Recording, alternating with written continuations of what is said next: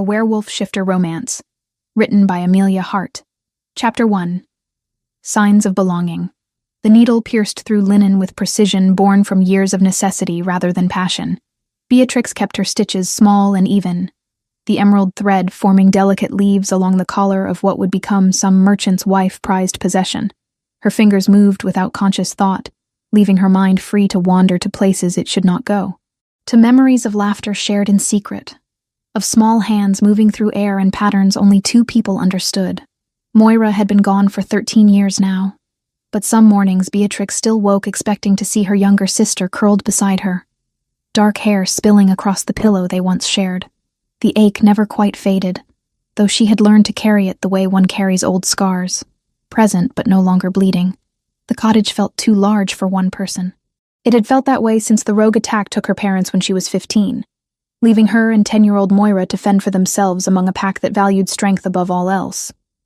The pack had tolerated them then, barely, because their father had been a capable tracker before his death. After Moira succumbed to fever 2 years later, tolerance turned to disdain. An Omega without family was worthless in their eyes. An Omega who refused the attentions of the Alpha's son was worse than worthless. She was a liability. Beatrix set aside the finished collar and reached for another piece of fabric, this one destined to become a decorative square for the festival market. The annual celebration at the royal castle drew merchants and craftspeople from every corner of the kingdom, all hoping to catch the eye of wealthy nobles with coin to spare. She had been saving for months to afford the merchant tax required to set up a stall, selling 2 pieces for every 3 she made just to gather the silver needed. Old Marin from the village edge had helped her, purchasing handkerchiefs and pillowcases even when her own were barely worn. The elderly woman never said much, but her eyes held understanding that Beatrix treasured. Then there was Willem, the baker's apprentice who sometimes left day-old bread on her doorstep when his master was not looking, and Cora, the healer's daughter who had been Moira's only friend outside their home.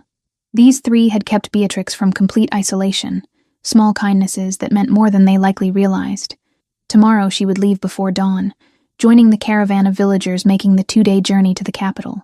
The Alpha's son, Garrett, had made it clear he expected her to reconsider his suit before she departed. His idea of courtship involved cornering her in empty streets and describing in explicit detail what he would do once she stopped being difficult. She had no intention of reconsidering anything.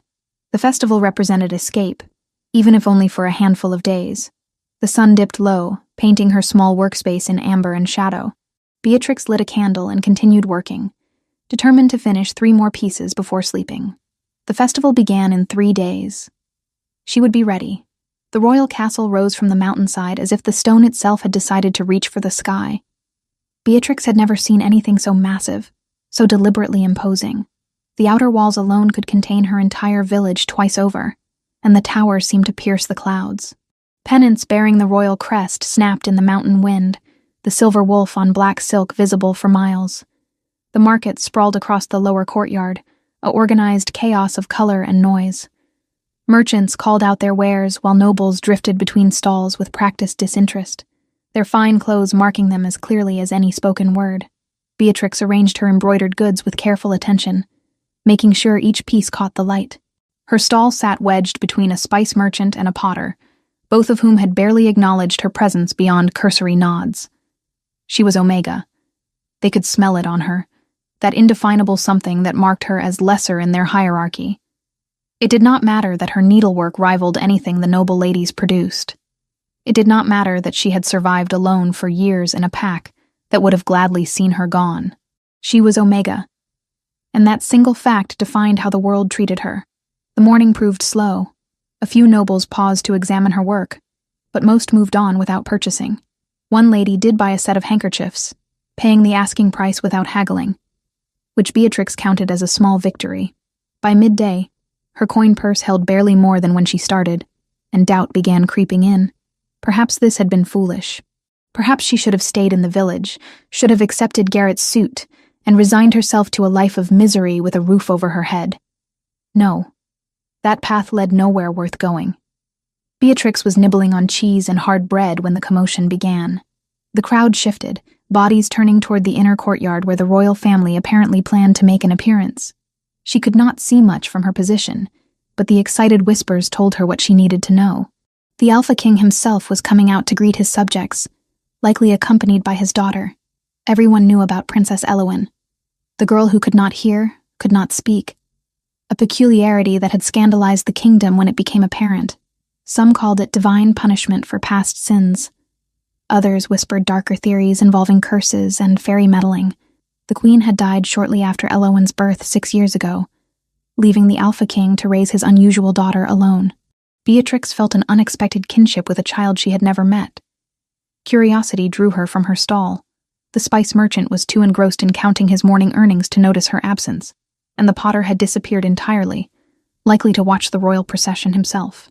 She slipped through the crowd with the ease of someone accustomed to being overlooked, finding spaces between bodies that others missed. The inner courtyard opened before her, a wide stone expanse where the king stood surrounded by advisors and guards. He was tall, powerfully built in the way of alphas, who fought their way to dominance rather than inheriting it through blood alone. Fair hair fell to his shoulders, darker than true gold, but lighter than pure brown, and a well-kept beard framed a strong jaw. Even from a distance, Beatrix could feel the weight of his presence, the natural authority that made others instinctively defer. But it was the small figure beside him that captured her attention completely. Elowen looked tiny next to her father, a wisp of a girl with pale blonde hair and a blue dress that probably cost more than Beatrix earned in a year. She stood perfectly still, hands clasped before her, face carefully blank. Around her swirled a dozen noblewomen, all vying for the king's attention by cooing over his daughter with transparent insincerity. "Such a beautiful child, your majesty. She has your eyes, sire. A true princess in every way." The words washed over Elowen without impact. She could not hear them. And even if she could, Beatrix suspected the girl would recognize the falseness beneath the flattery. No one actually looked at the princess. They looked past her, through her, treating her presence as an obstacle to overcome rather than a person to engage. Elowen's small hands twitched. It was subtle, barely noticeable, but Beatrix recognized the gesture instantly. Frustration. The girl was trying to communicate something and being completely ignored. One hand lifted slightly, fingers forming a shape that Beatrix knew in her bones even though the specific meaning was unclear. It was too far away, the angle wrong, but the intent was unmistakable. Elowen was signing. Without conscious decision, Beatrix's own hands moved. The signs she and Moira had created together were probably different from whatever system Elowen used, but the basic concepts remained universal. She signed hello in the way Moira had taught her. A simple gesture that meant acknowledgement, recognition. "I see you." Elowen's head snapped around. Those blue eyes, so like her father's, locked onto Beatrix with startling intensity. For a heartbeat, nothing else existed. Just two people connected by the simplest of signs. Then, Elowen's face transformed. The careful blankness shattered, replaced by wonder and desperate hope. Her hands flew up, forming shapes rapidly, questions tumbling out too fast for Beatrix to follow. The Alpha King noticed. Of course he did. Alphas noticed everything, especially when it concerned their children. His gaze tracked from his daughter to Beatrix, those ice-blue eyes assessing her with predatory focus. The crowd around them seemed to fade, sound muffled as if they stood in a bubble separate from the rest of the world. Beatrix forced herself to breathe. She had the Alpha King's attention, and that could be either salvation or destruction, depending on how she handled it. Elowen tugged on her father's sleeve, signing frantically. Constantine. She knew his name was Constantine Shadowmere, Alpha King of the Mountain Territories, bent down to his daughter's level. He signed back. The gestures were simpler than Elowen's, more basic, but functional. He understood his daughter's language even if he was not fluent. Then he straightened and looked directly at Beatrix again. He said something to his guards, words she could not hear across the distance, and two of them began moving through the crowd toward her. Panic fluttered in her chest, but running would only make things worse. She stood her ground, chin lifted, as the guards reached her position. "The king requests your presence," one said, not unkindly. She followed them across the courtyard, acutely aware of every eye tracking her movement. Who was this common-looking woman being summoned by royalty? The whispers started immediately, speculation spreading like wildfire. By tonight, half the castle would have invented elaborate stories about her identity and purpose. Up close, Constantine Shadowmere was even more imposing. He towered over her by nearly a foot, and the breadth of his shoulders seemed to block out the sun. But it was his scent that nearly undid her. Pine and snow, and something wild that spoke to the wolf she carried inside.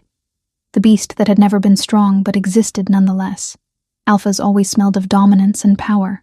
This one smelled of winter storms and unshakable strength. "You know sign language," he said. It was not a question. "Yes, Your Majesty." Her voice came out steadier than she felt. "My sister was deaf. We created our own signs to communicate." "Your sister?"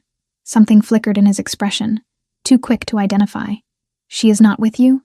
"She died, 12 years ago now." Elowen made a sound, a small wounded noise that conveyed sympathy without words. Her hands moved again, and this time Beatrix was close enough to understand most of it. The signs were different from hers and Moira's, but the meaning came through. "I'm sorry. It's hard when they leave." Beatrix signed back, a simple gesture of acknowledgement and shared grief. Elowen's entire face lit up. Constantine watched this exchange with an expression that Beatrix could not quite read. Then he spoke, and his words changed everything. "I have a proposition for you. My daughter needs someone who can truly communicate with her, someone who understands what it means to live in silence. I am offering you a position in the royal household as Elowen's companion and tutor. You would teach her to expand her sign language, and perhaps teach others in the castle as well, so she is not so isolated." Beatrix stared at him. This could not be real. Things like this did not happen to Omegas from border villages, to women with no family and no prospects. "Your Majesty, I am honored, but I am not qualified. I have no formal training, no experience with children beyond my sister, and I am merely a seamstress. My daughter has had qualified tutors," Constantine said, and there was an edge to his voice now. "She has had the finest educators the kingdom can provide, and every single one of them treated her as a problem to be solved rather than a child to be understood. In 5 minutes you gave her more genuine connection than she has experienced in weeks. That is the only qualification I require." Elowen was watching her with those hopeful eyes, small hands clasped together as if in prayer. This child who had everything material wealth could provide, but nothing that truly mattered. This child who was lonely in a castle full of people. Beatrix had been that child once, in a different way. "When would you need me to start?" she heard herself ask. Constantine's expression shifted, something that might have been relief crossing his features. "Immediately. I will have servants collect your belongings from wherever you are staying and arrange for appropriate quarters in the castle. You will, of course, be compensated generously." It was happening too fast. Her mind raced, trying to catalog everything this decision would mean. Leaving the village permanently. Never seeing Marin or Willem or Cora again. Abandoning the small cottage that held every memory of her family. But also, never seeing Garrett again. Never feeling the pack's disdain. Never struggling to afford basic necessities. And this girl needed her. "I accept, Your Majesty." Elowen launched herself forward, wrapping small arms around Beatrix's waist in an enthusiastic hug that nearly knocked her backwards. The crowd gasped. Princesses did not embrace commoners in public, but Constantine merely smiled. A real smile that transformed his harsh features into something almost gentle. "Welcome to the royal household," he said. Chapter 2. Whispers and Walls. The servants' quarters occupied the eastern wing of the castle, a labyrinth of narrow corridors and modest chambers that housed everyone from ladies' maids to tutors. Beatrix's room sat at the far end of the 3rd floor, small but undeniably better than anything she had known before. A proper bed with clean linens, a writing desk beneath a window that overlooked the training grounds, and a wardrobe that could hold 10 times the clothing she actually possessed. She stood in the doorway, taking it all in with a strange sense of disconnection. 3 days ago, she had been sleeping in a cottage with a leaking roof, wondering how she would afford winter firewood. Now she lived in a castle, employed by royalty, with more security than she had ever known. The cost of that security became apparent within hours. "An Omega." The voice dripped with disdain. Beatrix turned to find an older man in expensive robes standing in the corridor, his sharp features twisted in disapproval. His scent marked him as beta, powerful, but not quite dominant. "His Majesty has truly lost all sense of propriety, bringing your kind into proximity with the princess. Counselor Godwin, I presume." Beatrix kept her tone neutral, though her wolf bristled at the naked hostility. She had dealt with men like this her entire life, They were all the same, convinced that hierarchy determined worth. You presume correctly. He stepped closer, using his height advantage to loom over her. It was a dominance display, crude but effective on most Omegas. I want you to understand something very clearly. The king may have been charmed by whatever act you performed at the festival, but I see through it. You are a nobody from nowhere, and the moment you prove yourself unworthy of this position, I will personally ensure your removal. Then I shall endeavor to prove myself worthy. Beatrix met his gaze without flinching. Will there be anything else, counselor? His jaw tightened. He had expected submission, fear, perhaps even tears. Her calm refusal to be cowed clearly irritated him. We shall see how long your insolence lasts. He swept away, robes billowing dramatically. Beatrix closed her door and leaned against it, releasing a slow breath. This would not be easy. The first week proved her right. Godwin was not her only problem. The courtesans who constantly circled Constantine, hoping to catch his eye and become the next queen, viewed Beatrix as unwanted competition. Never mind that she was Omega, and therefore completely unsuitable for such a position. Never mind that Constantine had shown zero romantic interest in her. The simple fact that she had daily access to him through Elowen made her a threat in their eyes. They whispered when she passed, loud enough to be heard, quiet enough to maintain deniability. I heard she bewitched the princess somehow, probably slipped something in the child's food. My mother knew a hedge witch who could make potions that created false affection. How else would an Omega secure such a position? She must have used unnatural means. Beatrix ignored them all. She had a job to do, and Elowen deserved her full attention. The princess was brilliant. That became clear within days. Whatever prevented her from hearing and speaking had not touched her mind, which was sharp and endlessly curious. She learned new signs with remarkable speed, her small hands forming shapes that grew more complex each day. More importantly, she was finally able to express the thoughts and feelings that had been trapped inside her for 6 years. They sat together in Elowen's chambers, a bright suite of rooms decorated in soft blues and creams. Beatrix had created a new sign, combining one of Moira's gestures with one from Elowen's existing vocabulary. The meaning, happy surprise. The feeling of unexpected joy. Elowen practiced it repeatedly, then signed a question. Can we make signs for all the feelings? We can make signs for anything you want. Beatrix signed back. Feelings, ideas, dreams. Your language can be as big as you need it to be. The girl's face glowed with delight. She launched into a rapid series of signs, describing a dream she had the previous night involving flying horses and chocolate rain. Beatrix followed along, occasionally asking for clarification, but mostly just witnessing Elowen's personality finally given room to bloom. A throat cleared from the doorway. Constantine stood there, still wearing his training leathers from the morning exercises. Sweat darkened his hair at the temples, and a new bruise colored his left cheekbone. He must have been sparring with the guards again. Beatrix tried very hard not to notice how the leather molded to his frame, or how his scent intensified in the enclosed space, turning from winter pine to something warmer and more immediate. Your Majesty. She rose quickly, inclining her head. Please do not let me interrupt. He entered the room with that unconscious authority that made everyone instinctively give way. I was hoping to observe the lesson, if you do not mind. Of course not, Your Majesty. Elowen was just telling me about her dream. Constantine settled into a chair near the window, somehow making the delicate furniture seem sturdy, simply by occupying it. His attention focused entirely on his daughter, and Beatrix saw something in his expression that made her throat tighten. Love, pure and uncomplicated. This fearsome alpha king who commanded thousands of wolves through sheer dominance became soft when looking at his child. Elowen, realizing her father was watching, immediately began showing off. She signed the story again, more dramatically this time, adding flourishes and exaggerated expressions that made Beatrix smile. Constantine clearly understood some of it, but not all. His sign vocabulary remained basic despite obvious effort to learn. She says the horses were purple and gold, Beatrix translated, and they could speak, but only in rhymes. Rhyming horses. Constantine's lips twitched. That sounds complicated.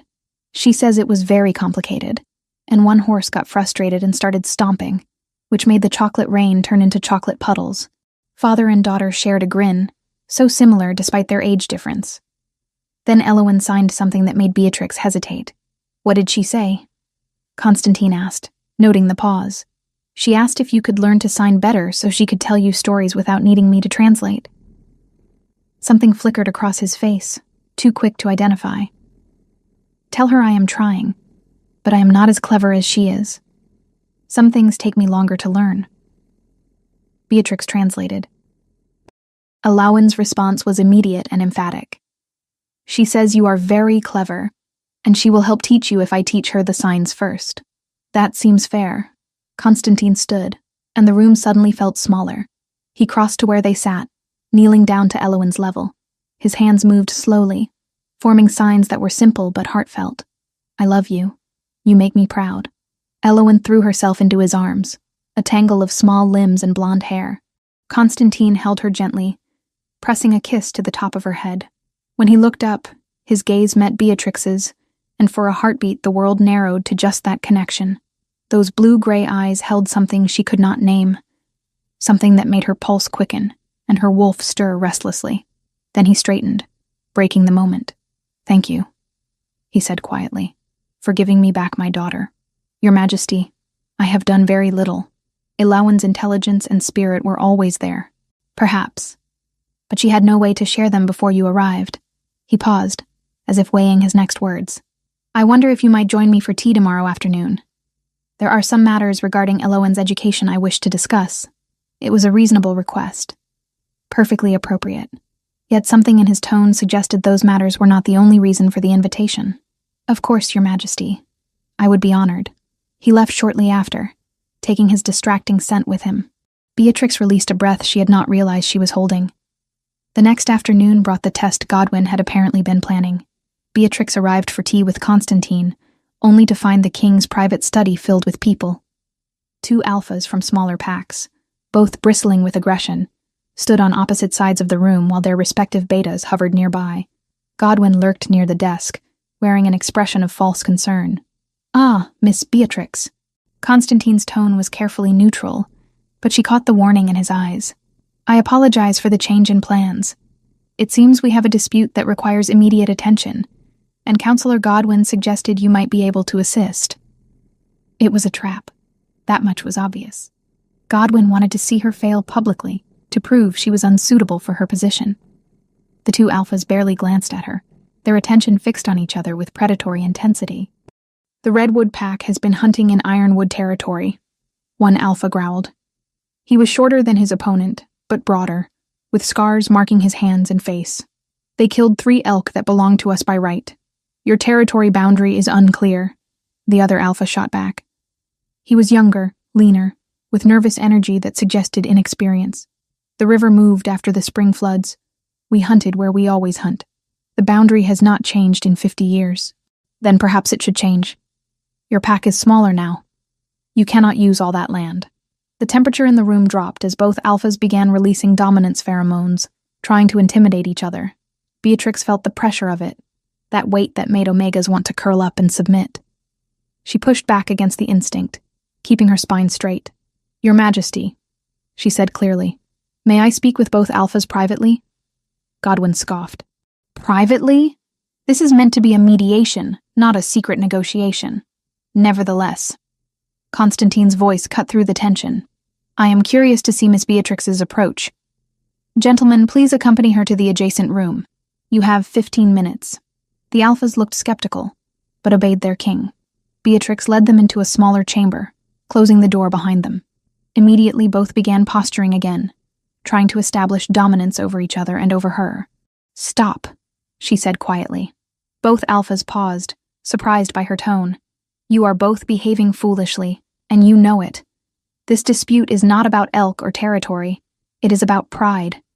You dare. The older alpha stepped forward threateningly. Yes, I dare. Because someone needs to say what everyone is thinking. Beatrix held her ground. Alpha Redwood, your pack is indeed smaller than it once was. That must be difficult to accept. And Alpha Ironwood, you are young and eager to prove yourself. Also understandable. But this path leads to violence that will weaken both your packs and disappoint your king. She moved to the window, giving them space to process. The river did move. That is fact. So the boundary must be redrawn. But Alpha Redwood deserves compensation for the 3 elk, and Alpha Ironwood deserves acknowledgement that he was operating in good faith based on natural landmarks. What do you propose? Ironwood asked grudgingly. A joint hunt. Both packs together, on the disputed territory. Whatever you bring down gets divided evenly. You work together instead of against each other, and you establish a new boundary that both agree upon while cooperating. The 2 alphas stared at her. Then slowly, grudgingly, they looked at each other. That could work, Redwood admitted. My pack would agree to it, Ironwood added. They emerged from the room 12 minutes later with the basic framework of an agreement. Godwin's face had gone pale, then red, then carefully blank. Constantine, however, was smiling. Well done, he said once the alphas had departed. Counselor Godwin, was there anything else you needed Miss Beatrix to prove? No, Your Majesty. Godwin's tone could have frozen water. I believe I have seen what I needed to see. He left stiffly. Beatrix waited until the door closed before allowing herself to sag slightly, the tension draining out of her. That was a setup, she said. Yes. Constantine poured tea with steady hands, passing her a cup. Godwin believes you are here under false pretenses. He thinks you manipulated your way into this position. And what do you believe, Your Majesty? He studied her over the rim of his cup. I believe you are exactly who you appear to be. Someone kind and capable who cares about my daughter. Someone who sees past rank and title to the actual problems that need solving. Someone who makes me question things I thought were settled long ago. The air between them thickened, charged with something unspoken. Beatrix's wolf stirred, responding to the subtle shift in Constantine's scent. It had turned darker, richer, carrying notes that spoke directly to instincts she usually kept buried. Your Majesty, she began, not sure what she meant to say. Constantine, he interrupted softly. When we are private, please call me Constantine. That would be inappropriate. Perhaps. He set down his cup and stood, crossing to where she sat. But there are many inappropriate things I find myself thinking lately. Do you know what it is to want something you should not have, Beatrix? She looked up at him, heart racing. Yes, I know that very well. His hand lifted, almost touching her face, then dropped. My daughter adores you. In 3 weeks you have given her more happiness than she has known in years. I am grateful beyond measure. You already thanked me, Your Majesty.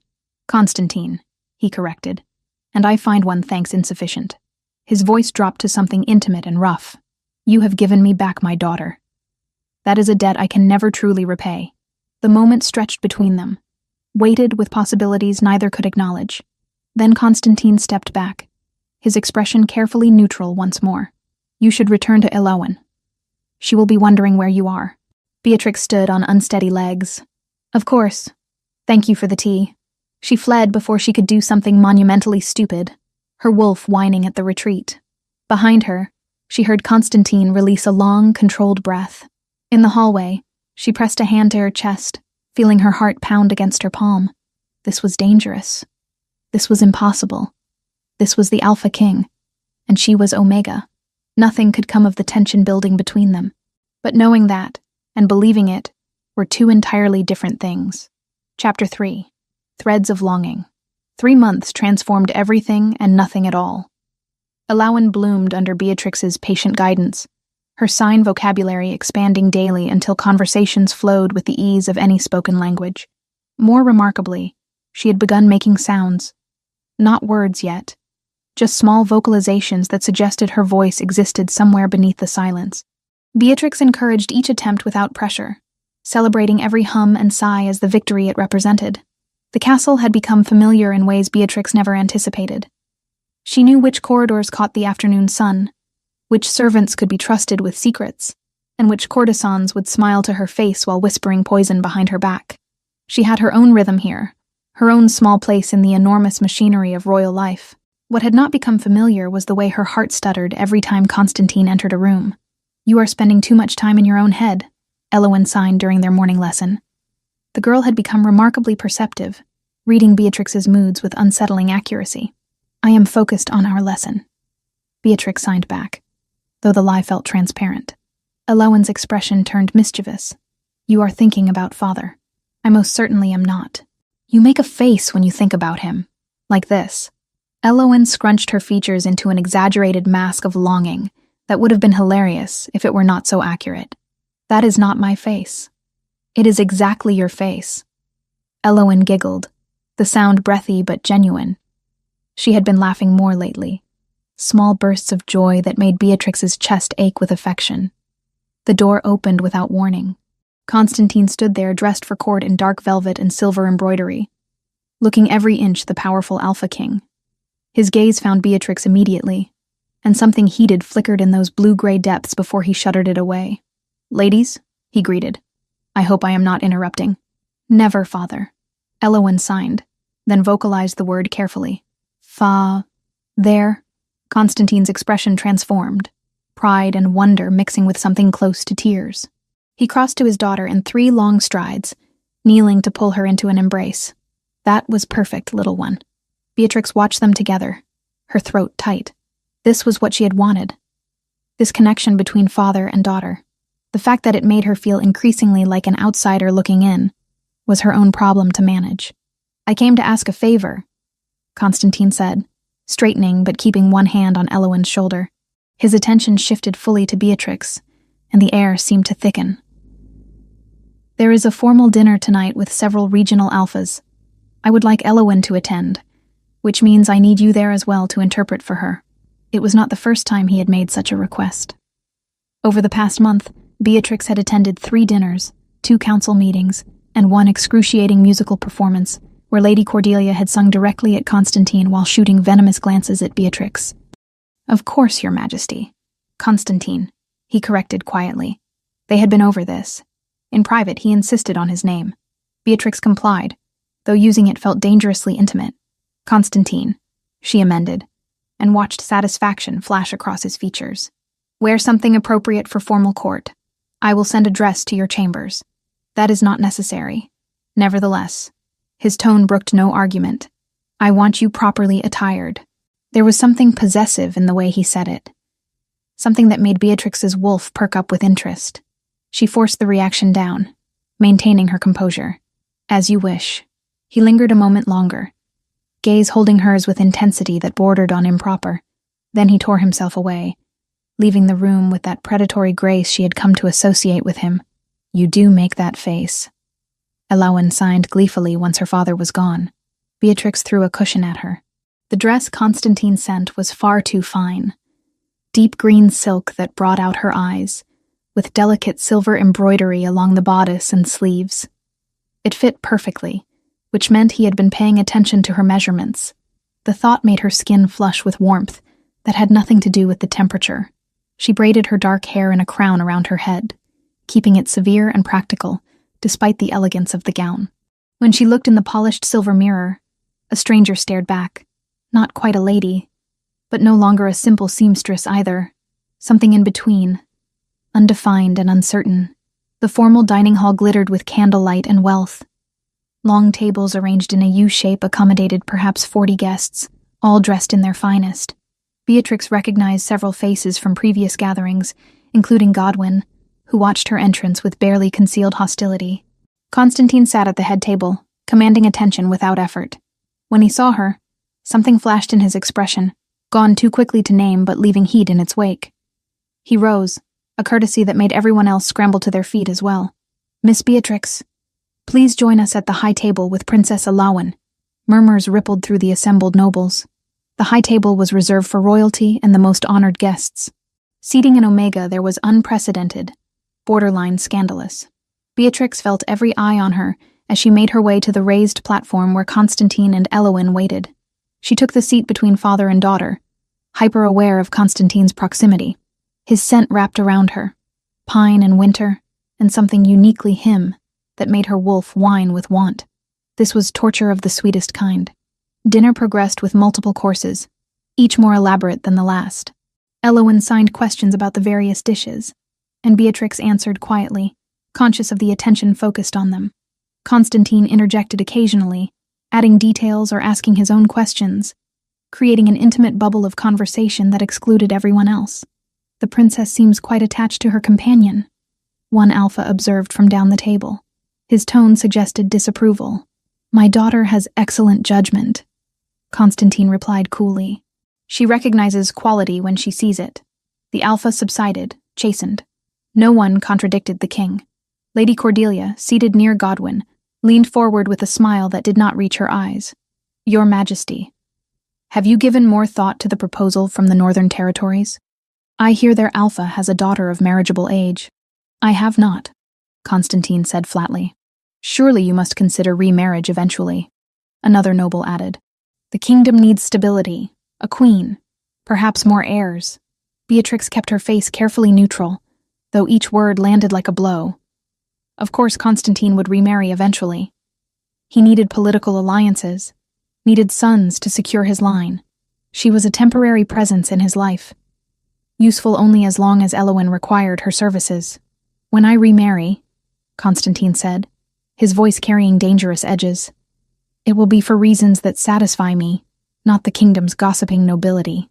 Is that understood? Silence fell.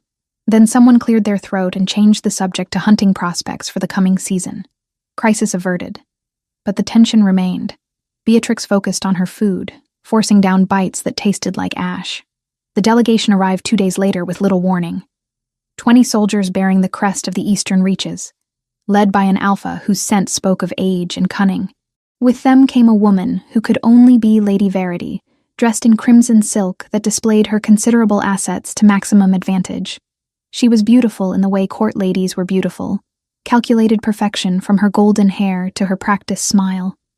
Everything about her screamed suitable match for an Alpha king.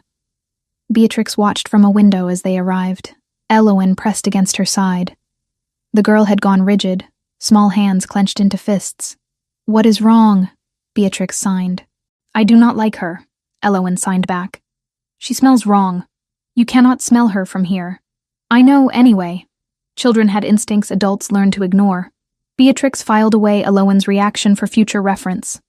The welcome banquet that evening was more elaborate than any Beatrix had yet attended. Lady Verity held court at Constantine's right hand, laughing at his comments and touching his arm with casual familiarity. She was doing everything correctly, playing the role of future queen with practiced ease. Beatrix sat beside Elowen at a lower table, having been firmly relegated from the high table to make room for their distinguished guests. She told herself it did not matter, that she had no right to feel this burning jealousy watching another woman claim Constantine's attention. Miss Beatrix? Lady Verity called down the table, her voice carrying crystal clear. I understand you teach the princess some form of hand language? Yes, my lady. Sign language, so she can communicate. How quaint. Verity's smile remained fixed. Though surely at her age, the princess should be learning more practical skills. Music, perhaps, or needlework. Something befitting her station. Elowen is learning many skills, Beatrix replied evenly. Communication happens to be one of the most important. Of course. Of course. Verity turned to Elowen with exaggerated attention. And how are you, dear child? I hope you are not too overwhelmed by all this adult conversation. Elowen's hands moved rapidly. Beatrix caught the signs before the girl finished. Princess Elowen says she is quite capable of following adult conversation, and that you need not speak to her as if she were 3 years old. Beatrix's translation was diplomatic. What Elowen had actually signed was considerably ruder. Verity's smile tightened. How precious. She has spirit. My daughter has excellent instincts, Constantine interjected, his tone mild but his eyes sharp. She knows precisely who deserves her courtesy and who does not. The table went quiet. Verity's expression flickered with barely concealed anger before smoothing back into pleasant neutrality. Of course, Your Majesty. I meant no offense. None taken, Constantine said, though his gaze had shifted to Beatrix with something warm and approving that made her pulse race. The evening limped onward.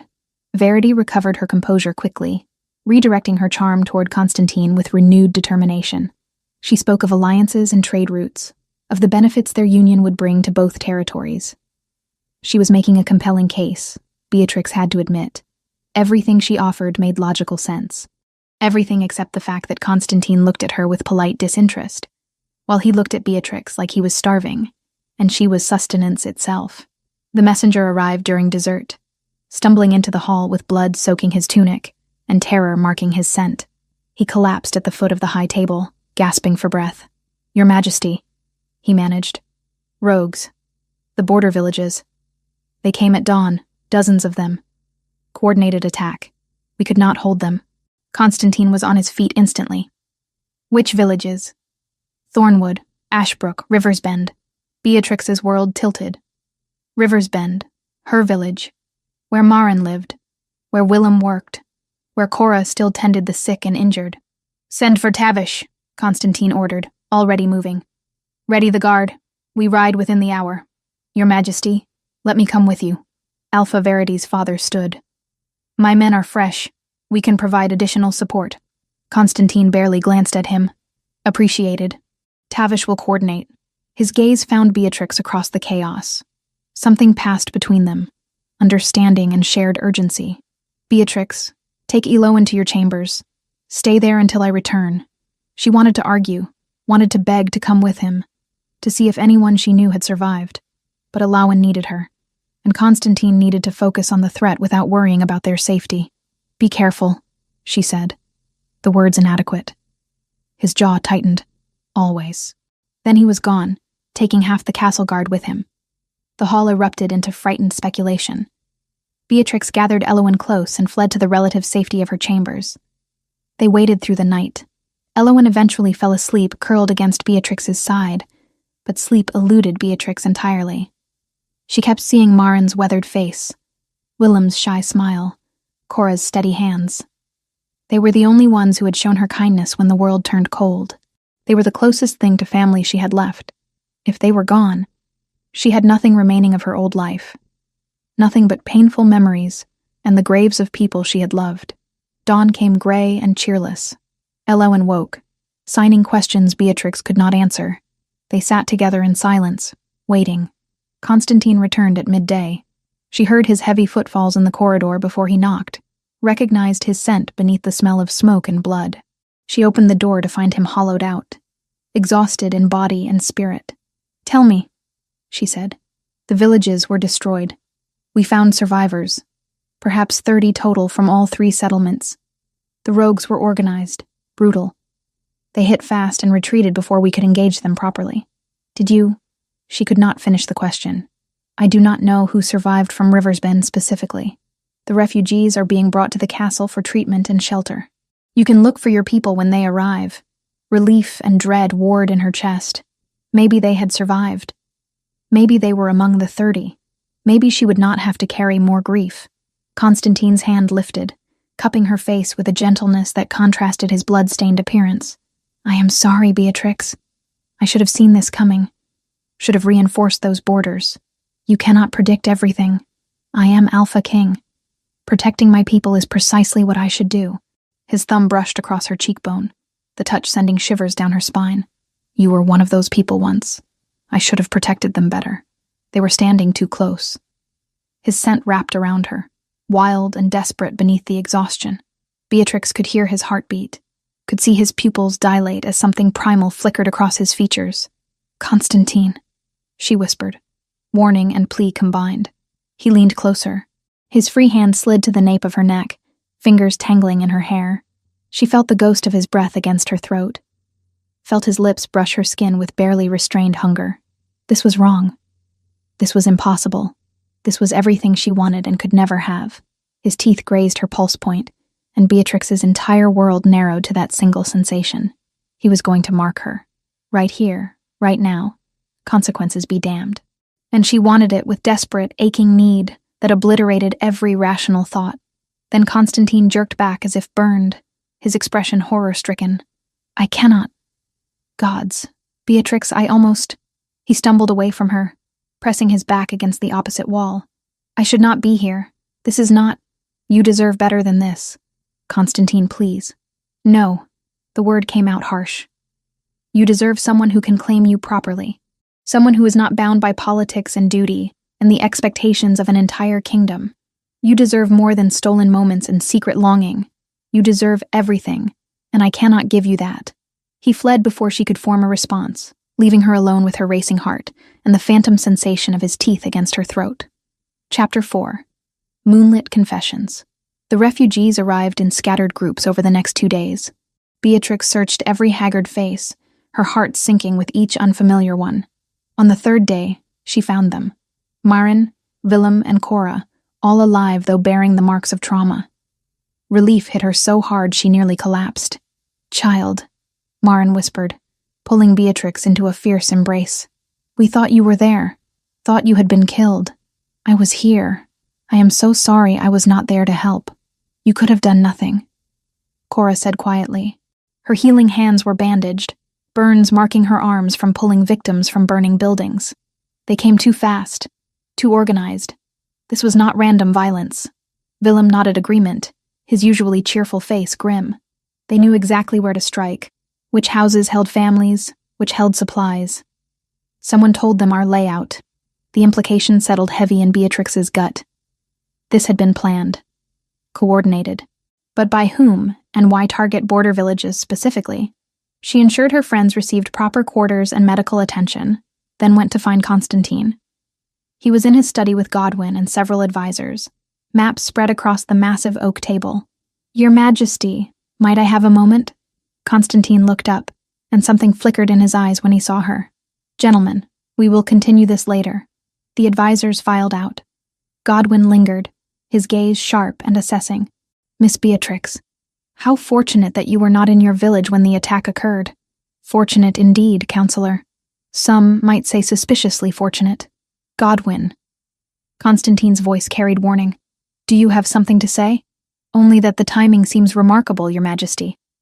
Miss Beatrix arrives at court, and suddenly rogues attack her home village with unprecedented coordination. One wonders if she might have inadvertently led them here." Beatrix went cold. "You think I brought this on my people?"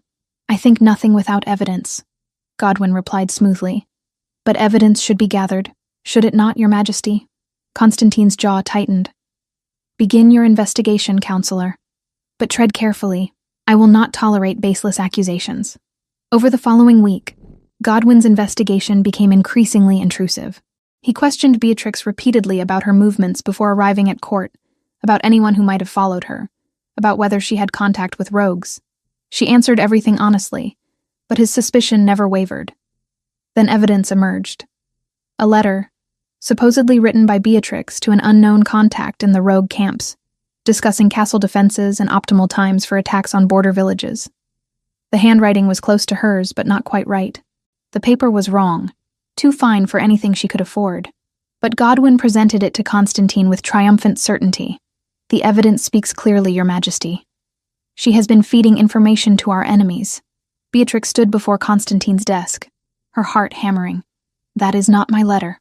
I would never betray the kingdom." "Nevertheless," Constantine said, his voice carefully neutral, "until this matter is resolved, you will be confined to your quarters. Someone else will care for Eloan temporarily." The words hit her like a physical blow. "You believe him?" "I believe in thorough investigation." His eyes met hers, and she saw conflict there, but also resolve. "If you are innocent, the truth will emerge. And if the truth is being manipulated, then we will discover that as well." She was escorted to her chambers by guards who would not meet her eyes. The door locked behind her with finality that made her throat tight. Without Beatrix, Eloan regressed dramatically. She refused to eat, refused to leave her chambers, refused to engage with the temporary tutor assigned to her. She signed only one thing repeatedly: "Where is Beatrix?" Constantine came to Beatrix's door on the fourth night, dismissed the guards, and entered without knocking. He looked haggard, his usual composure cracking at the edges. "Eloan is asking for you." "Then let me go to her." "I cannot. Not until this investigation concludes." "Your investigation is a farce." Beatrix stood, anger giving her courage. "Godwin has hated me from the moment I arrived. He manufactured that evidence, and you know it." "I know nothing for certain." "You know me." She crossed to him, close enough to smell his scent, wild and desperate. "You know I would never harm this kingdom or your daughter." His control wavered. She saw it in the way his hands clenched, the way his breathing changed. "What I know is that you are dangerous to me in ways that have nothing to do with rogues or politics." "Then why deny it?" "Because you are Omega. Because I am king. Because the entire kingdom would revolt if I claimed you as mate." The word hung between them. Finally spoken aloud. Mate. The bond she had felt since the beginning. The connection that pulled her toward him despite every rational objection. "I never asked you to claim me," Beatrix said quietly. I never asked for a crown or a title. But do not pretend this is about politics, Constantine. You are afraid. His eyes flashed gold. Careful. Afraid that what you feel for me is more powerful than your duty. Afraid that admitting it makes you weak.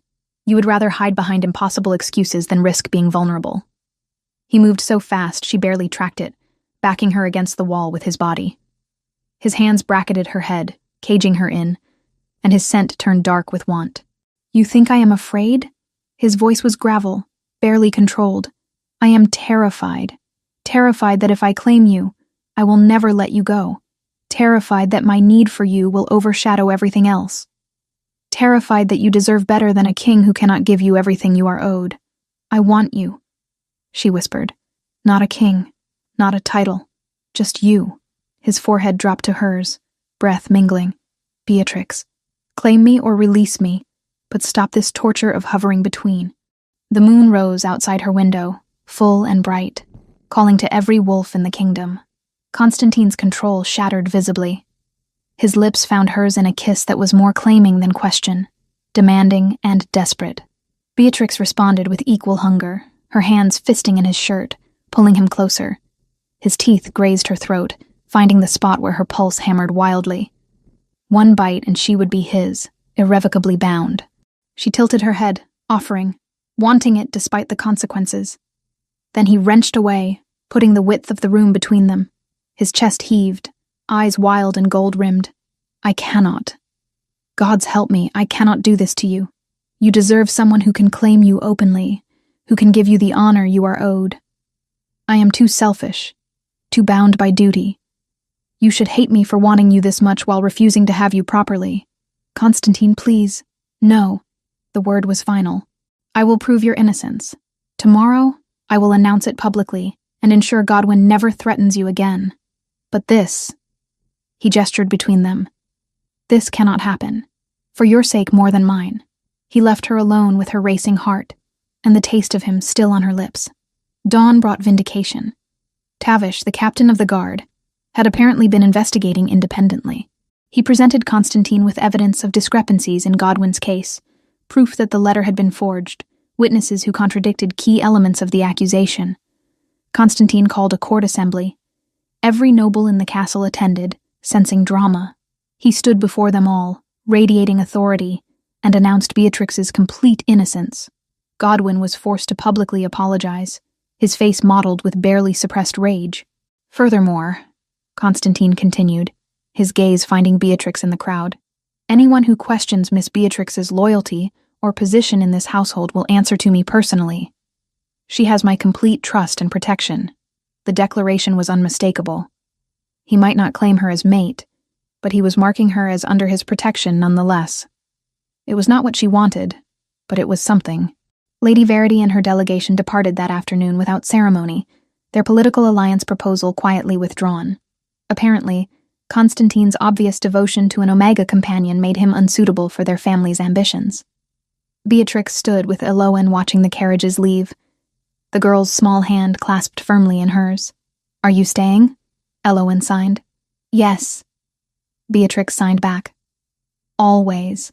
It was a promise she intended to keep, regardless of what Constantine decided about their impossible connection.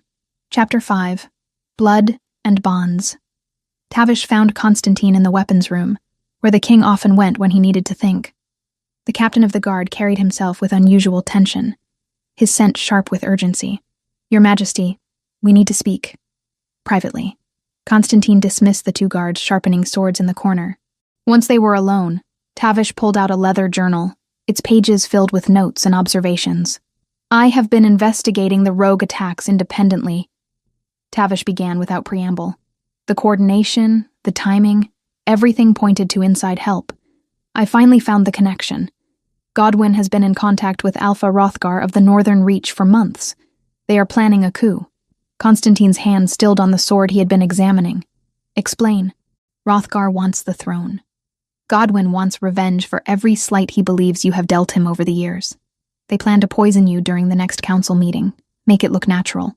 Once you are dead, Hrothgar will claim regency over Eloan until she comes of age. Of course, accidents happen to children all the time. Rage flooded Constantine's system. his wolf rising dangerously close to the surface. "You are certain?" "I have witnesses. Servants who overheard conversations. A merchant who delivered strange herbs to Godwin's chambers. But, Your Majesty, I do not know how deep this goes. I cannot be sure who else on the council might be involved." Constantine's mind raced through possibilities. If he arrested Godwin now, any other conspirators would scatter. Better to let them think they had succeeded. Catch them all at once. "We will spring their trap," he decided.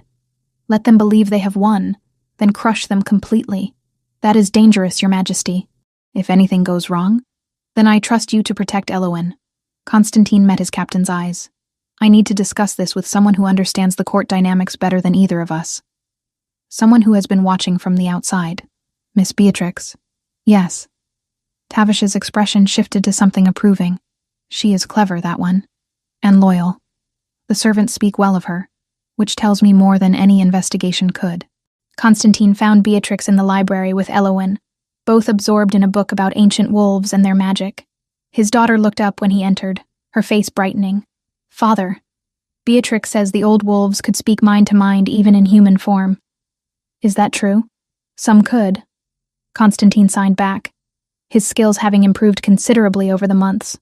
"But the gift is rare now." Elowen returned to her book, satisfied. Constantine caught Beatrix's eye and tilted his head toward the door. She understood immediately, making an excuse to Elowen about needing to discuss lesson plans. They walked to his private study in silence, charged with unspoken tension. Once inside, Constantine locked the door and released a long breath. "There is a plot to kill me and seize the throne through Elowen."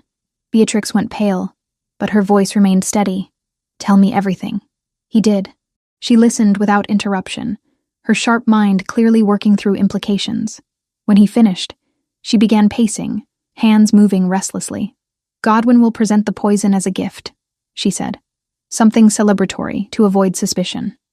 Wine, most likely, since that is traditional for council toasts. He will want you to drink it publicly so there are witnesses to your sudden illness." "Agreed. You will need an antidote ready, in case any actually enters your system. Cora, the healer from my village, she knows poisons. She can prepare something." Constantine nodded, impressed. "What else?" "Hrothgar will have men positioned throughout the castle. He cannot take the throne through poison alone. He needs visible strength. Expect his soldiers to move the moment you collapse. Tavish should have our own forces ready to counter. You have a tactical mind." She smiled without humor. "I have spent my life watching power games from below. You learn to see the patterns." They spent the next hour planning, Beatrix offering insights Constantine would never have considered. She knew which servants were loyal, which corridors provided the best ambush points, how to position Elowen safely while keeping her within sight. Finally, as the sun began setting, casting the study in orange and shadow, Constantine crossed to where Beatrix stood by the window. He caught her hand, pulling her around to face him. "I need you to know something before this happens." "Constantine." "No, let me say this." His other hand cupped her face, thumb tracing her cheekbone. "I feel the mate bond between us. I have felt it since the moment you signed to Elowen at the festival. I have been fighting it, telling myself it was impossible, that duty demanded I choose someone more suitable." Beatrix's eyes glistened. "And now? Now I realize I have been a coward. You are my mate, Beatrix. Not because of hierarchy or politics or anything the kingdom might demand. Because my soul recognizes yours. Because my wolf claims yours. Because I am more myself with you than I have ever been with anyone else. I knew," she whispered. "From the beginning I knew. Your scent called to me. The bond pulled at me. I was just waiting for you to accept what I already understood." He kissed her then, properly, without the restraint that had marked every interaction before. Her lips parted under his, yielding and demanding simultaneously. She tasted of hope and defiance, of everything he had denied himself. His hands slid into her hair, scattering pins until dark waves tumbled free. Beatrix made a small sound that went straight through him, her fingers clutching his shirt. When they finally broke apart, both breathing hard, Constantine rested his forehead against hers. "After this is over, I will claim you before the entire kingdom. I do not care who objects." "Help me protect Elowen first," Beatrix replied. "Then claim me however you wish." The day of the council meeting arrived with deceptive normalcy. Constantine dressed in his formal robes, appearing every inch the confident king. Beatrix ensured Elowen was positioned in the observation gallery above the council chamber, where she could see her father but remain protected behind reinforced glass and 2 trusted guards. The councillors assembled, 13 men representing the kingdom's most powerful packs. Godwyn entered last, carrying an ornate bottle of wine with exaggerated care. "Your Majesty, I took the liberty of acquiring this vintage to celebrate our recent victories against the rogue threat. Perhaps we might toast to continued prosperity?" Constantine smiled. "An excellent suggestion, Counselor." Godwyn poured carefully, ensuring Constantine received the fullest glass. The king raised it high, making a show of admiring the deep red color. Around the table, counselors raised their own glasses. "To the kingdom," Constantine declared. "To the kingdom," they echoed. He brought the glass to his lips, tilted it back, but instead of swallowing, he let the wine pool in his mouth before discreetly spitting it back into the glass, while pretending to cough. The move was subtle, practiced. Only Godwyn watched closely enough to notice Constantine had barely consumed anything. Minutes passed. Constantine kept his breathing even, his posture strong. Godwyn's expression shifted from anticipation to confusion to alarm. "Your Majesty, are you feeling well? You look somewhat flushed." "I feel perfectly fine, Godwyn." "Why do you ask?" Before Godwyn could answer, the chamber doors burst open. Alpha Hrothgar entered with a dozen armed wolves, their weapons drawn. He was a massive man, scarred and brutal-looking, with eyes that promised violence. "Forgive the interruption," Hrothgar said, not sounding sorry at all. "But I am here to claim what should have been mine years ago." Constantine stood slowly. "And what might that be?" "The throne. You were always weak, Constantine. Too soft, too concerned with peace when strength is what our people need.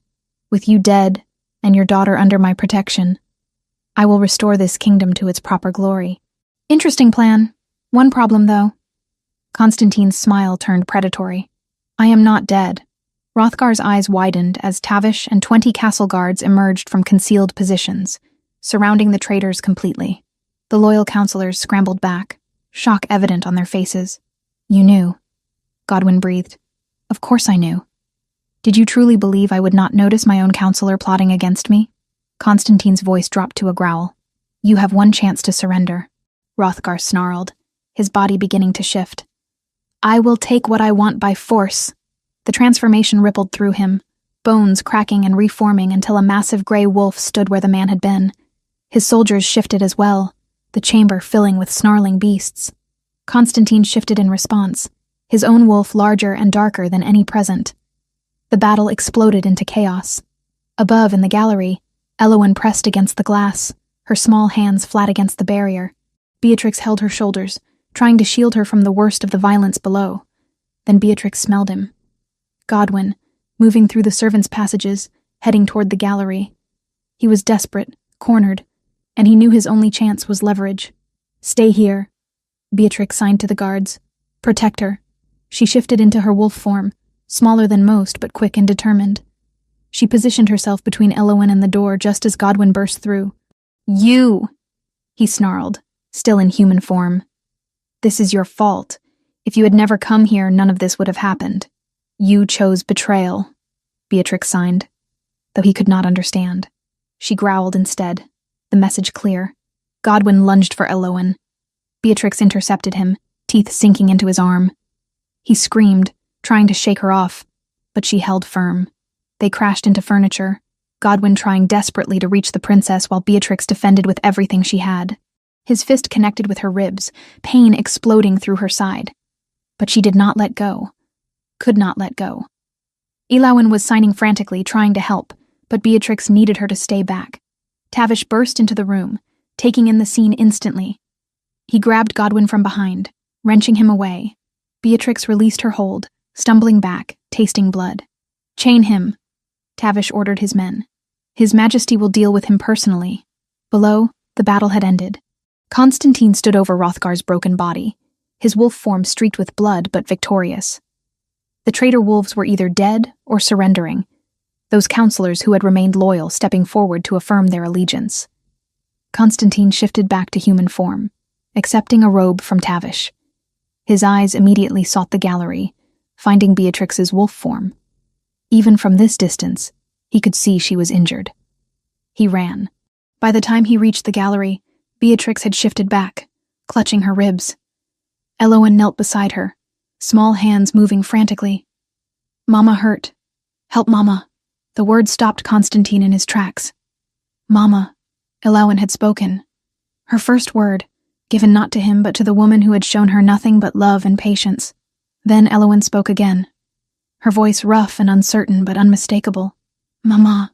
Beatrix's eyes filled with tears.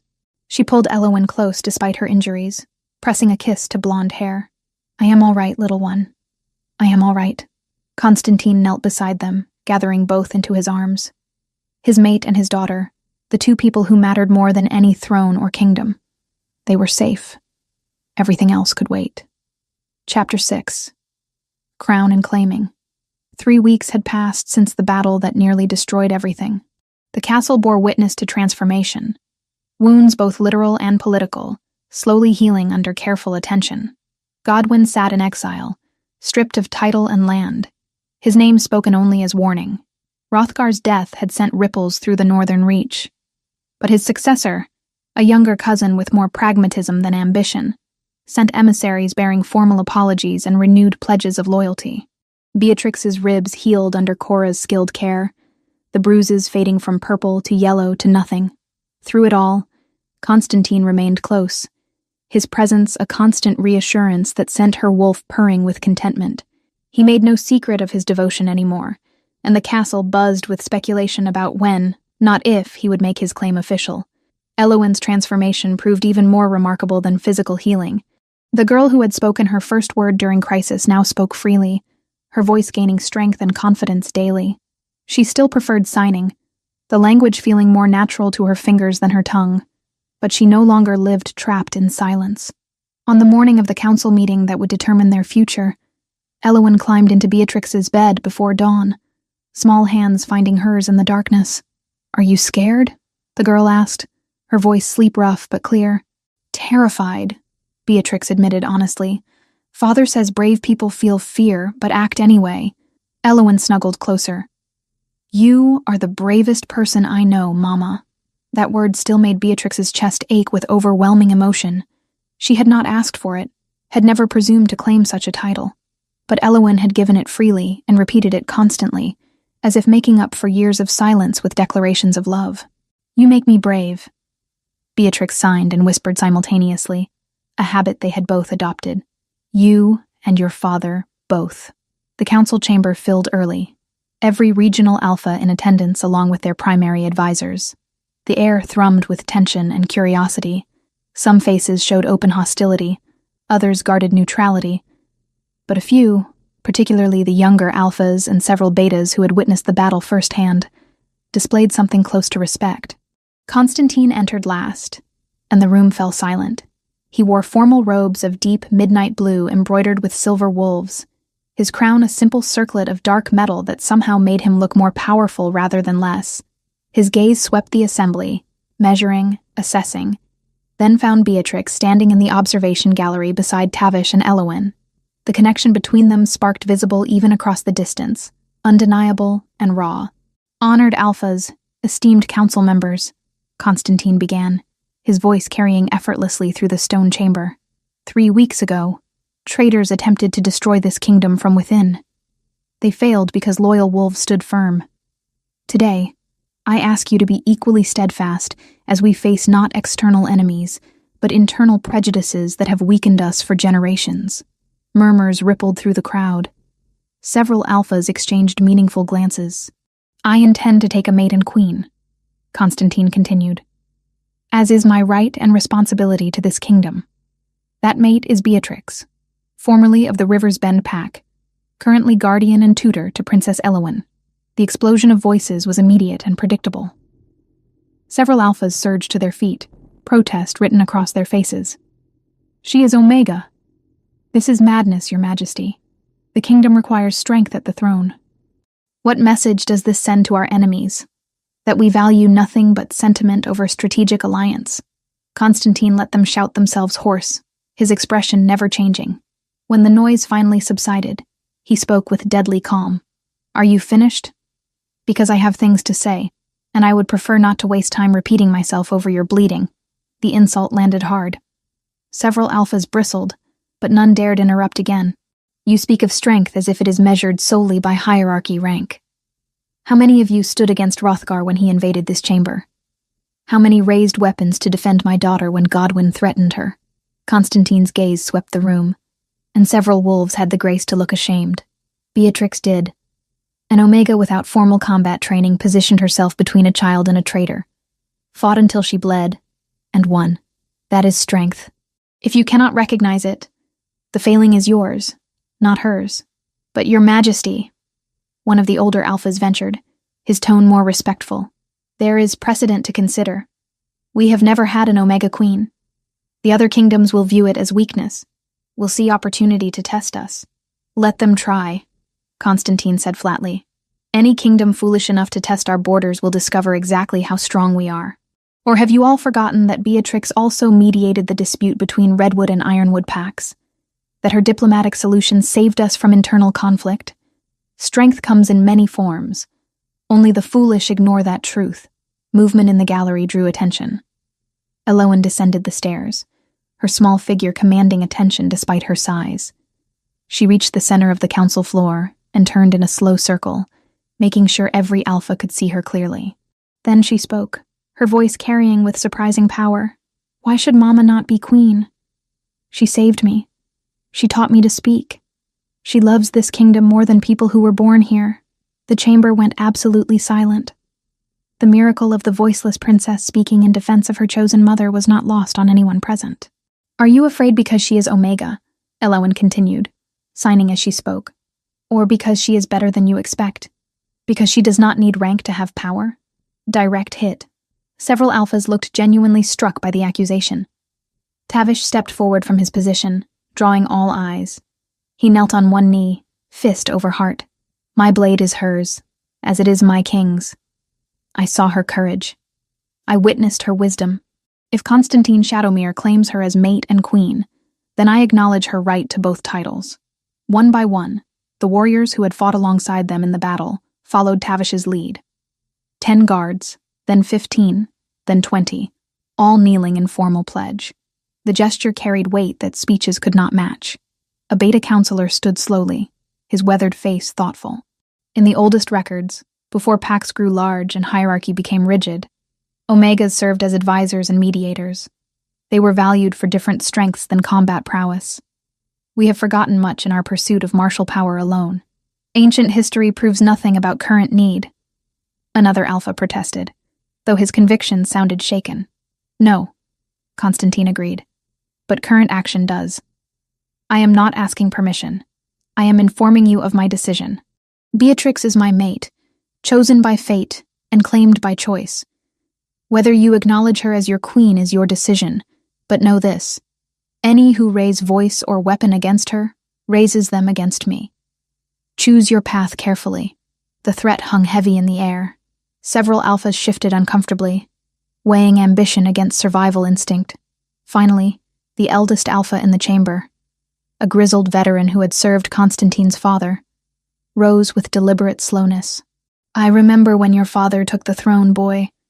Everyone said he was too young, too impulsive, too different from tradition. He proved them wrong by being exactly what the kingdom needed. Perhaps you inherited more than his crown." He lowered his head in formal acknowledgement. "I accept your mate as Luna. May she rule with wisdom, and may those foolish enough to oppose her find only failure." It broke the deadlock.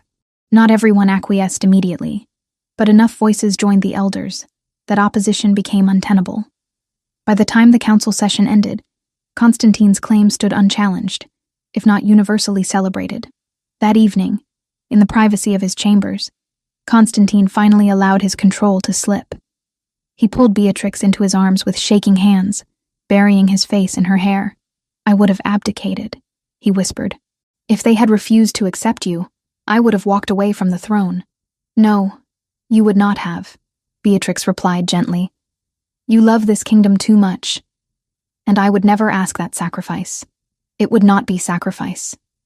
It would be choosing what matters most." He pulled back just far enough to cup her face in his palms. "Tomorrow night, under the full moon, I will claim you before the gods in the kingdom. No more waiting. No more doubt. Yes," Beatrix breathed. "Claim me. Make me yours in every way." His eyes flashed gold, control fraying at the edges. "You have been mine since the moment you signed to my daughter." I was just too stubborn to admit what my soul already knew. Their lips met in a kiss that tasted of promise and possession, of battles won and futures claimed. Outside, the moon began its rise, full and bright, calling to every wolf in the kingdom. By tomorrow night, that call would bind two souls together in a bond that death itself could not break. For now, they had this moment, this room, this perfect certainty that they had found home in each other's arms. Chapter 7. Under Silver Light. The preparations for the bonding ceremony consumed the castle in controlled chaos. Servants rushed through corridors carrying armfuls of white mountain flowers and silver silk. Cooks prepared the ritual feast that would feed hundreds of guests. In the throne room, workers constructed the ceremonial platform where Constantine and Beatrix would stand beneath the full moon, visible through the massive skylight designed specifically for such occasions. Beatrix stood in her chambers, while 3 seamstresses fitted her ceremonial gown, a creation of flowing silver fabric that seemed to capture moonlight itself. The design was traditional, marking her as Luna and Queen, but modified to include delicate embroidery along the sleeves. Elowen had insisted on adding the embroidery herself. Small flowers and wolves worked in silver thread by determined 6-year-old hands. "You look beautiful, Mama," Elowen signed, perched on the window seat where she had been watching for the past hour. Her voice followed, still soft, but growing stronger. "Like starlight. You are biased?" Beatrix signed back with a smile. "I am honest." Elowen hopped down and crossed to her, small hands smoothing imaginary wrinkles from the gown. "Father will cry when he sees you. Your father does not cry. He did when I first said Mama. He will cry tonight too, but happy tears." Elowen's certainty was absolute and oddly touching. One of the seamstresses stepped back, surveying her work critically. "I believe we are finished, my lady. The fit is perfect. Thank you," Beatrix said softly.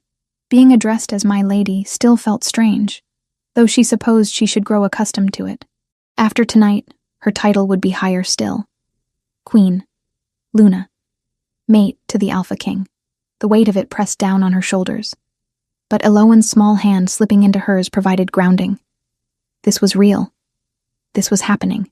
And despite the fear, despite the uncertainty, Beatrix wanted it with desperate intensity. In his own chambers, Constantine was less calm. Tavish watched with barely concealed amusement as the king paced, his formal robes swirling with each sharp turn. "You are nervous," Tavish observed. "I have never seen you nervous before battle, but a bonding ceremony has you pacing holes in the stone. Battle, I understand. Battle has clear rules, clear outcomes. This..." Constantine gestured helplessly. "What if I speak the ritual words incorrectly? What if the bond does not take properly? What if you stop overthinking and simply let yourself feel what you already know?" Tavish interrupted gently. "The bond exists already. Tonight merely formalizes what the fates decided long ago. Trust in that." Constantine stopped pacing, releasing a long breath. "She deserves perfection. She deserves a ceremony without flaw, a mate who can give her everything. She deserves you. Exactly as you are. Flaws, doubts, fierce protectiveness, and all." Tavish stood, clasping his king's shoulder. "Besides, even if you stumble over every word, she will understand what you mean. That is what mates do." The full moon rose precisely at dusk, huge and silver white, dominating the darkening sky. The throne room filled with witnesses, every alpha in the kingdom present along with their mates and heirs. The galleries above held hundreds more. Common wolves and nobles alike come to witness history. Beatrix entered from the east corridor, escorted by Elowen, who signed enthusiastic encouragement every few steps. The crowd fell silent as she walked the length of the throne room, her silver gown catching the moonlight streaming through the skylight. She kept her chin high, her steps measured, refusing to show the fear churning in her stomach.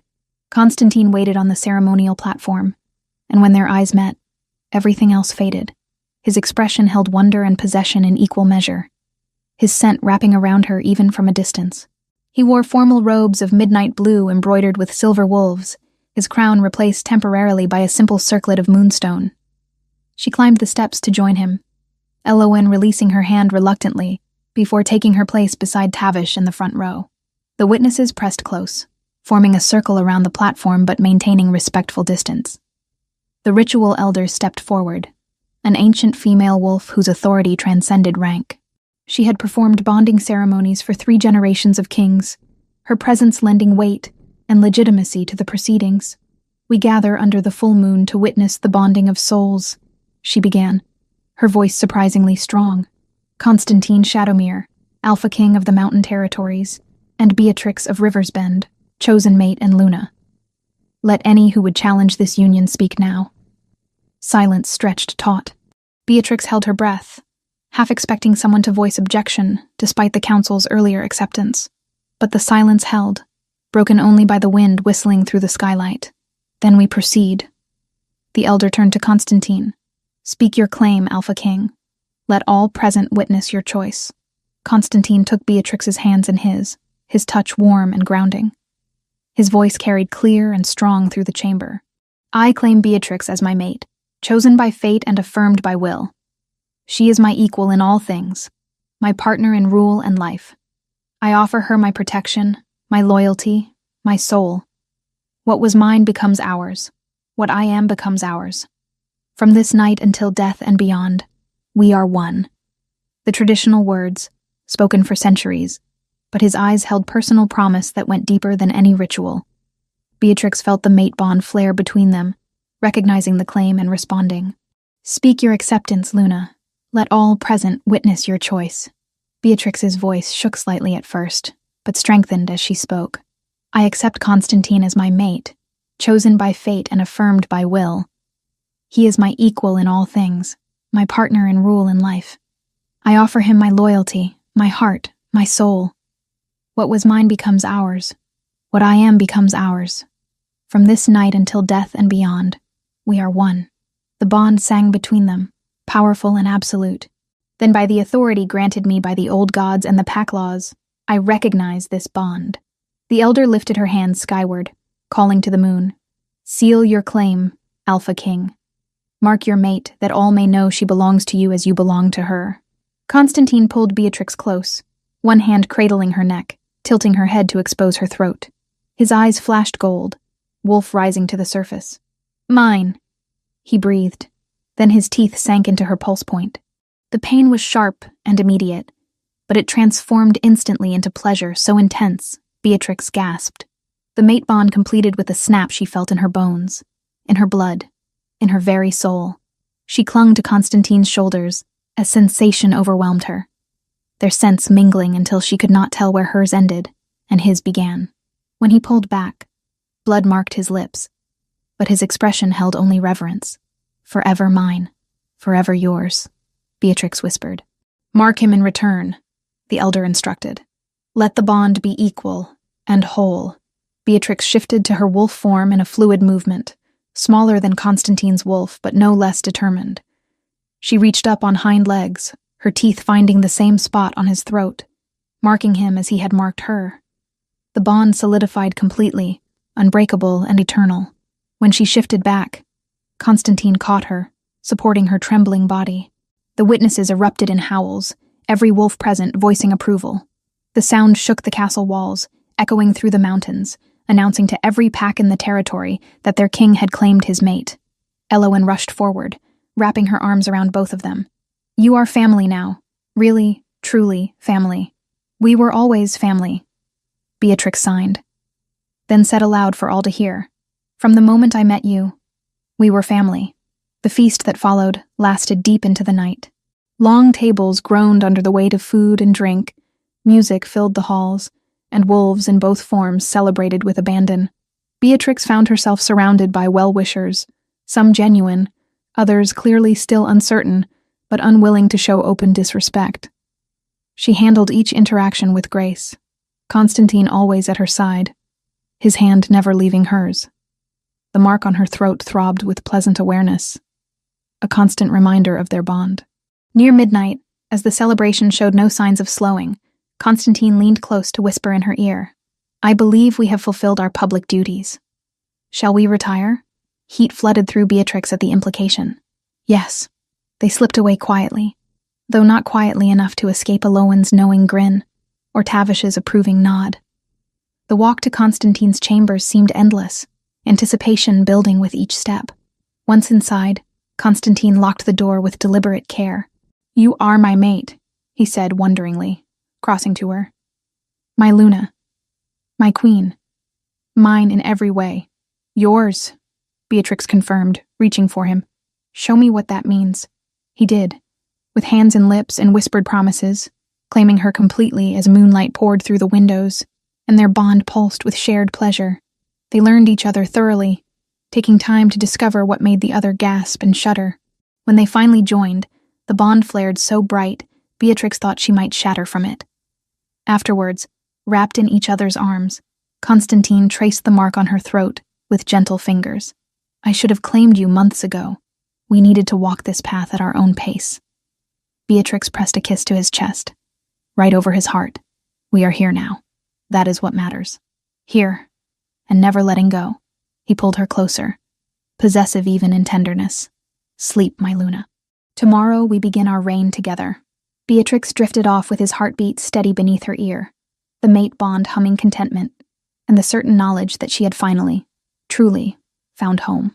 Chapter 8. Legacy of Light. Almost 2 years had passed since the bonding ceremony under the full moon.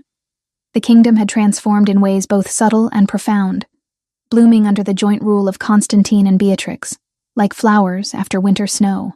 Beatrix stood at the window of her private chambers, one hand resting on her swollen belly as she watched the sun rise over the mountains.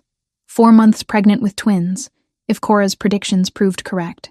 The pregnancy had been unexpected, a gift neither she nor Constantine had dared hope for, given her Omega status and the rarity of such unions producing heirs. "You should be resting," Constantine said from the doorway, his voice warm with affection and concern. He crossed the room to stand behind her, his arms wrapping carefully around her expanding waist, hands settling over hers on their growing children. "I have rested all night. Now I want to watch the sunrise." She leaned back against his solid warmth. "Besides, I can feel them stirring. They like the morning light. They will be strong," Constantine murmured, his lips brushing her temple. "Like their mother, and stubborn like their father. That too." Movement at the door drew their attention. Elowen appeared, now 7 years old, and looking far more grown than seemed possible. Her blonde hair hung loose down her back, and her blue eyes sparkled with excitement. "Mama, Papa, can we go to the village today? You promised to show me the new school." The school had been Beatrix's project from the beginning. Moira's Haven, the reconstructed village built on the ruins of River's Bend, now housed the kingdom's first school for children with special needs. Deaf children, blind children, those who could not shift or struggled with learning, all found welcome there. Teachers trained in signing and other communication methods ensured no child lived trapped in isolation as Elowen once had. "We can go this afternoon." Beatrix signed and spoke simultaneously, a habit they had all maintained. "I have council meetings this morning." Elowen made a face at the mention of council meetings but nodded acceptance. Her speech had developed remarkably over the past 2 years, though she still preferred signing for complex thoughts or strong emotions. "Can I help teach the little ones their signs while you meet? I think they would love that." Beatrix smiled as Elowen bounced with enthusiasm. "Ask Tavish to assign you an escort." The girl darted away, already signing instructions to herself about what lessons she would teach. Constantine watched her go with paternal pride softening his features. "She is going to be a formidable woman," he observed. "She already is." The council meeting that morning proved less contentious than those in early months of Beatrix's reign. The Alphas had learned, some more quickly than others, that their new Luna possessed political instincts sharp as any blade. Her suggestions regarding trade routes had increased prosperity across all territories. Her mediation between feuding pacts had prevented 3 potential conflicts. Most importantly, her insistence on merit-based advancement had strengthened the kingdom by allowing capable wolves to rise regardless of birth rank. There remained pockets of resistance, of course. Some older alphas clung to traditional hierarchies with grim determination. But their voices grew fewer and quieter, as results spoke louder than prejudice. Today's meeting addressed requests from several packs seeking to establish their own schools, modeled after Moira's Haven. Beatrix listened to each proposal carefully, asking questions about resources and teacher training, suggesting modifications that would increase effectiveness. The Northern Reach requests assistance establishing a school for combat training that includes wolves of all ranks, one counselor reported. They specifically request that Omega wolves be allowed to learn defensive techniques. Several older alphas shifted uncomfortably. The idea of Omegas receiving combat training still made some nervous, as if teaching self-defense somehow threatened the natural order. An excellent proposal, Beatrix said firmly. Omega wolves should absolutely learn to defend themselves and their families. We will provide funding and send experienced trainers to assist their establishment. My Luna, one alpha ventured carefully. Some worry that training Omegas in combat might encourage them to challenge authority. If your authority requires keeping others helpless to maintain itself, perhaps that authority deserves challenge. Beatrix's tone remained pleasant, but her meaning was unmistakable. We have proven that strength comes in many forms. Let us continue proving it. The alpha subsided, chastened. Constantine, seated beside her on matching thrones they had commissioned specifically to show their equal status, caught her eye with warm approval. After the meeting concluded, they traveled to Moira's Haven with Elowen and a small escort. The village had been rebuilt with care, each structure designed with accessibility in mind. Wide streets accommodated those using mobility aids. Visual markers helped guide those with limited sight. And everywhere, wolves moved with easy comfort, signing as naturally as speaking. Marin met them at the village entrance, the elderly woman now serving as the school's administrator. She had taken to the role with unexpected enthusiasm, her years of quiet observation making her perfectly suited to understanding each child's unique needs. My Luna, Your Majesty. She bowed formally, but her eyes danced with affection. Elowen, the children have been asking for you all week. I brought new stories to share, Elowen announced proudly, holding up a leather-bound book she had insisted on carrying herself. And Mama helped me create new signs for complicated feelings. Wonderful. Come. They are gathering in the main hall. Willem appeared from the bakery he now operated, his shy smile replaced by confident pride. He had trained 3 apprentices already, passing on skills while building a thriving business. Fresh bread for your majesties, and honey cakes, because I know someone who cannot resist them. Constantine accepted the basket with genuine gratitude. Your cakes remain the finest in the kingdom, Willem. Cora emerged from the healing house, her apprentices trailing behind, carrying supplies. She examined Beatrix with a healer's critical eye, noting posture and color and scent. You are well, she concluded. But tired. The twins grow strong and demand much energy. I feel them moving constantly, Beatrix admitted. They seem to have inherited their father's restlessness, or their mother's determination. Cora smiled. Come by later. I have a tea blend that will help with the fatigue. They spent the afternoon at the school, watching Elowen teach signing to children who had previously struggled to communicate.